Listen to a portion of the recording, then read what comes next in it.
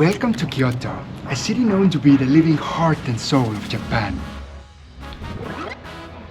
But thanks to its charm and beauty, you might have also heard that at times it can be quite crazy and very touristic. And so in this video, I want to show you why everyone should visit Kyoto.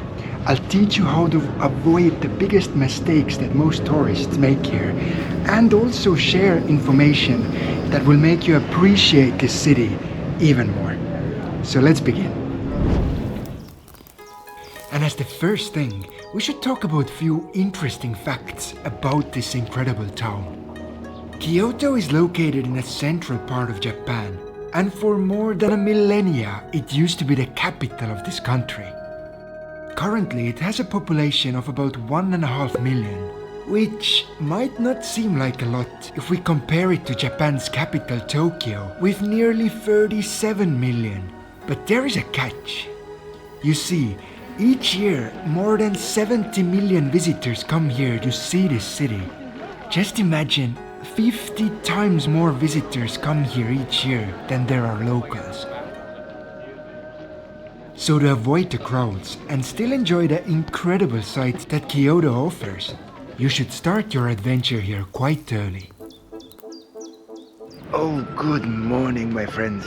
Don't you just love when you get to wake up 5:30? But our mission is to get to some of the very popular places before everybody else. And although it might have sounded ironic, then actually not. We are excited to start discovering the city early. And so, through the empty streets, and with a little help from the Japanese incredible public transport system, we made our way to the site that I'm pretty sure you have seen on many famous pictures. We have made it to Arashiyama bamboo forest, and we'll see if it's actually as beautiful in person as the pictures are. I have actually never seen bamboo before. These are like 5+ meters just going up into the air. It's super cool. Waking up early for this was worth it in every possible way. And it really is magical to see how straight and similar all the trees are. Like somebody has copy-pasted the whole forest. There are small temples gathered around the forest. And the green trees themselves stretch upward towards the sun like stems of grass on a field of wheat. Honestly, the older I get, the more I find myself realizing how much happiness can a beautiful tree bring. I absolutely love the forest. Like, it's magical. It's the type of forest you can see almost nowhere else in the world.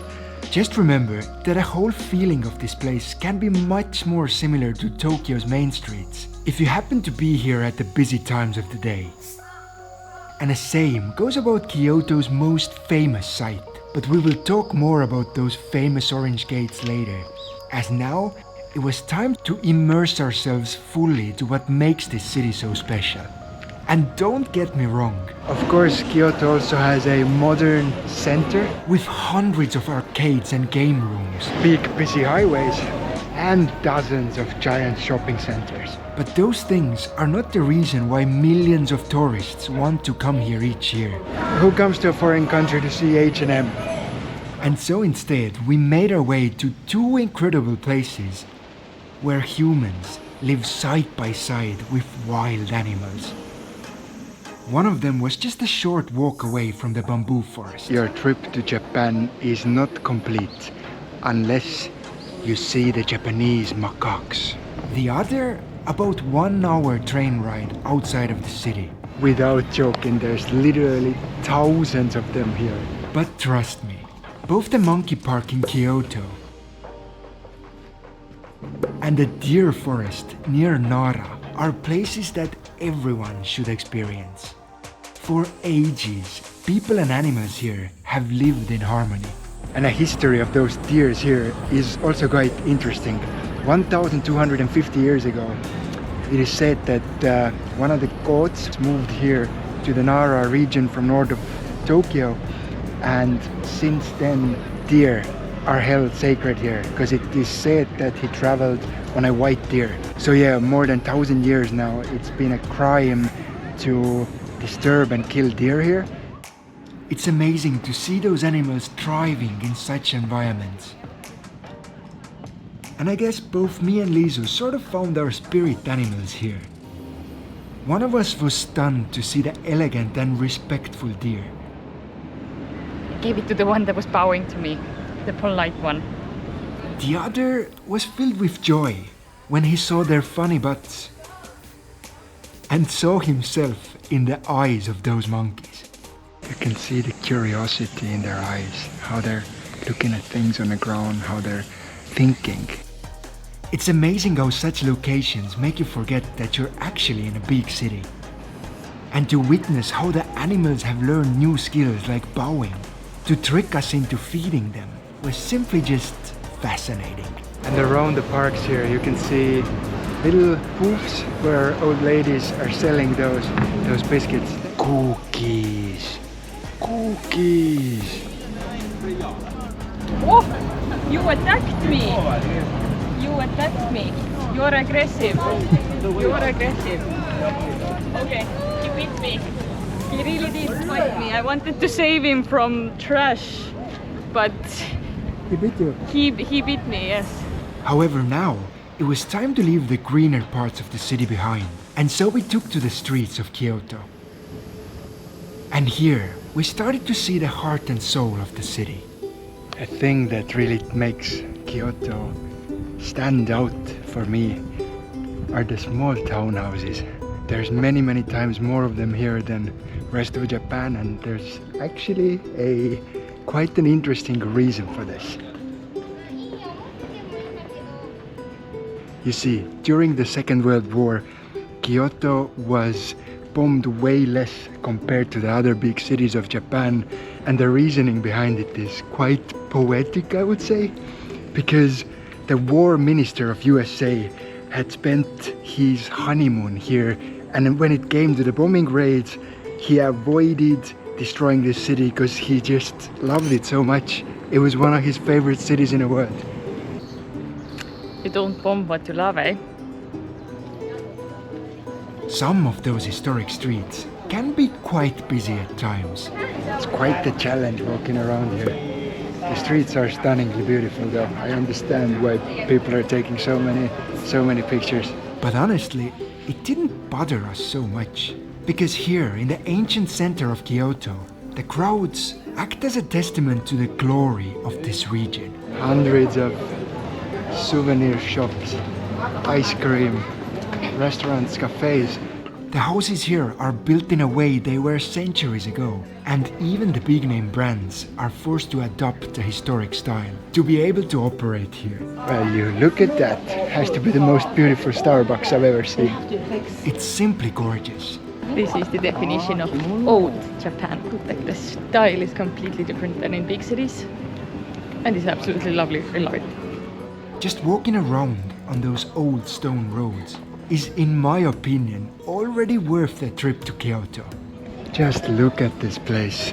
You got those ancient buildings, then huge parks next to it. Yet if you happen to be lucky, there's even more to see around here. It's quite remarkable that this city is one of the last places on earth where being a geisha is still a highly respected profession. Geishas are mostly known for their heavy makeup and pretty clothes, but much more importantly, they are artists and entertainers with a wide skill set, ranging from playing musical instruments to acting and theater. So yeah, geishas are usually trained for years and years to master the arts, and on top of this, they are not allowed to have boyfriends. They're just saying that they can't be married to a man because they're married to the art. At times, they can be seen walking around those narrow streets of Gion. However, when you see one of those ladies, make sure to stay respectful while keeping your distance. Yeah, here it literally says you can't go on this street. And yeah, it's for the safety of the geishas. It's sad. There was a couple of foreign tourists who really abused them. Yeah, now certain streets are cut off. And if you want to witness this ancient form of art, then the best way is to buy a ticket to one of their shows or performances that are held on every day of the week. Each part of this city has stayed true to its unique style. Like every other store has put out a monster in front of their door. And even if it seems strange at first, then there usually is a long history behind every unexpected sight. Monsters, or in Japanese yokai, have for centuries and centuries been a part of the traditions and cultures here. This one is actually scary.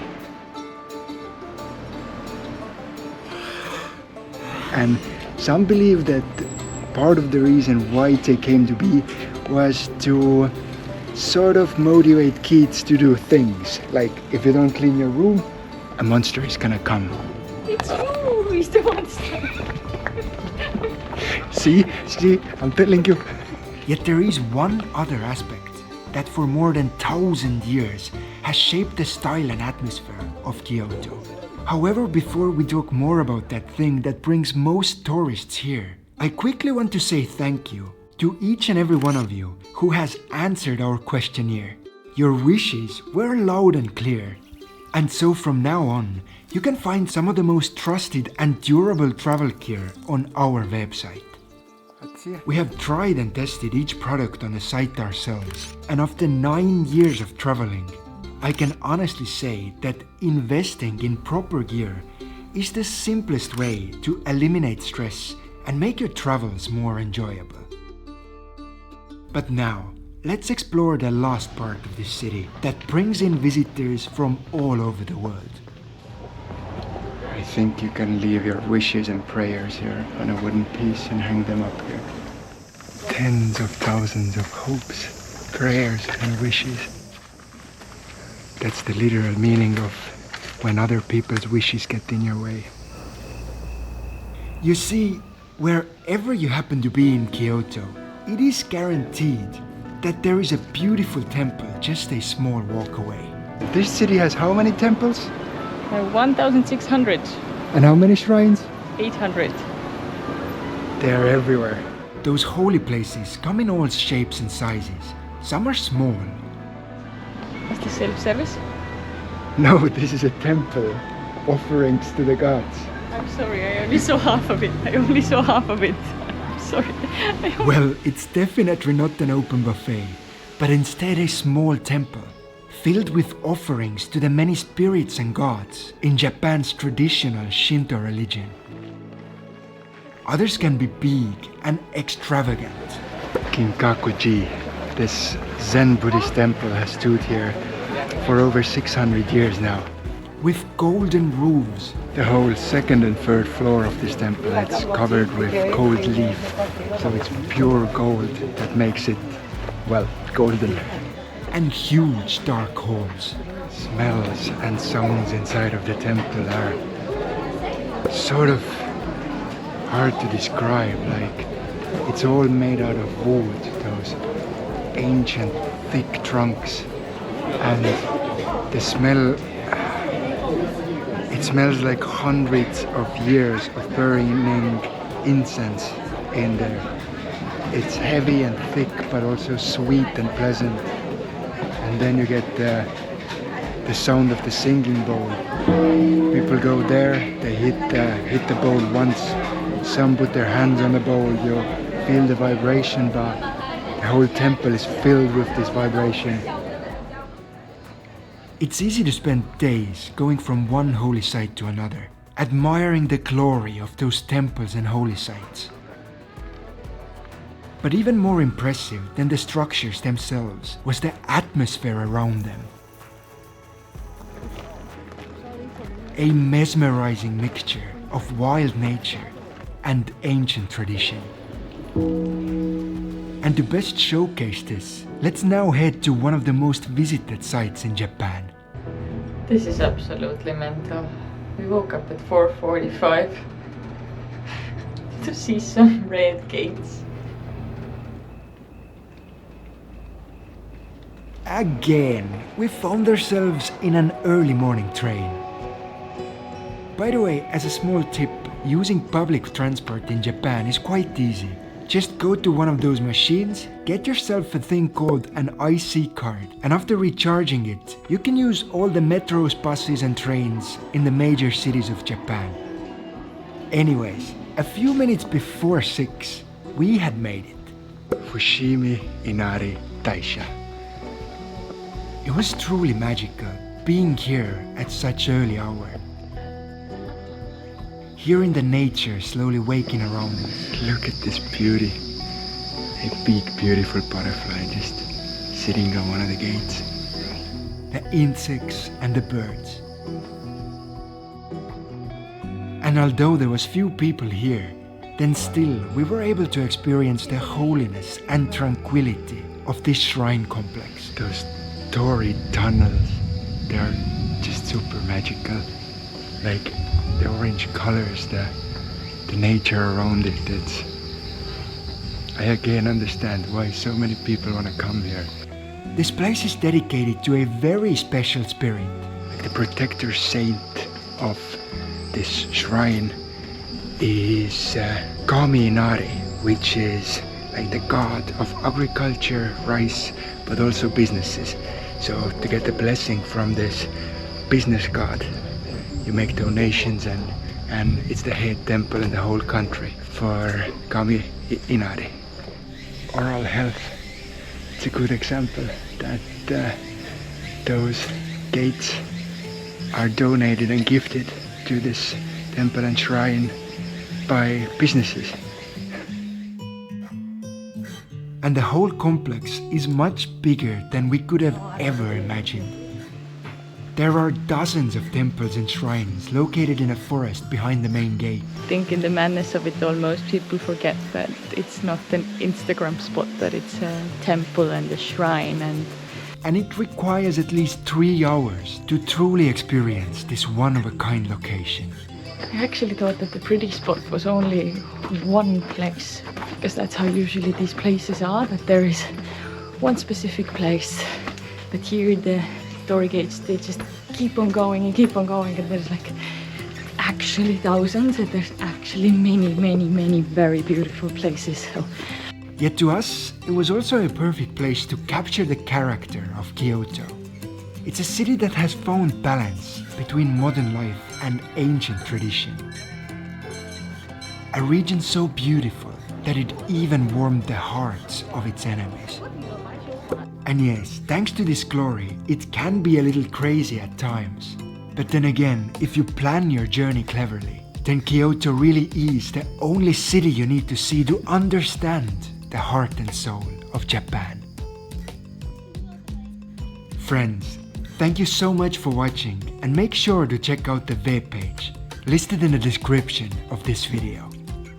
Take care and bye.